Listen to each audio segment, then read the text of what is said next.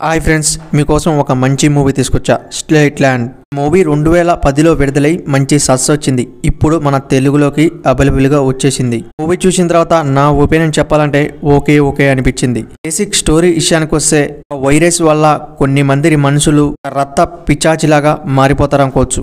రక్త పిచాచుల ఒక పెద్ద సైన్యాన్ని తయారు చేసుకొని వాళ్ళకు రాజు మామూలు ప్రజల్ని చంపుతూ ఆ సమయంలోనే హీరో ఎంట్రీ. మూవీ మొత్తం చూసిన తర్వాత ఈ మూవీలో కొన్ని ప్లస్ పాయింట్లు ఉన్నాయి, కొన్ని మైనస్ పాయింట్లు ఉన్నాయి. ప్లస్ పాయింట్ల విషయానికి వస్తే హీరో వేసే ప్లాన్స్ కానీ రక్త పిచాచుల్ని చంపిన తర్వాత మళ్ళీ వాటికి ఎక్కడం అవకాశం కూడా ఇవ్వడం కోవచ్చు హీరో. మైనస్ పాయింట్ విషయానికి వస్తే చిన్న పిల్లకాయలని పెద్దవాళ్ళని చంపుకుంటూ పోతూనే ఉంటాయి. ఈ వస్తున్నప్పుడల్లా హీరో వాటిని చంపటం ఇయే రొటీన్ గా అనిపించినాయి చాలా సీన్స్. మూవీ 1 hour 40 minutes ఉంది. ఫ్యామిలీతో 100% వాచింగ్ చేయొచ్చు. బ్యాడ్ లాంగ్వేజ్ అయితే ఏం లేదు. Background music, sentiment scenes, comedy scenes ఇవన్నీ వర్కౌట్ అయినాయి ఈ మూవీకి. అలాంటి స్టోరీలు మనం చాలానే చూసాం. ఇది ఒక డిఫరెంట్ స్టోరీ అయితే నాకు అంతగా అనిపించలేదు.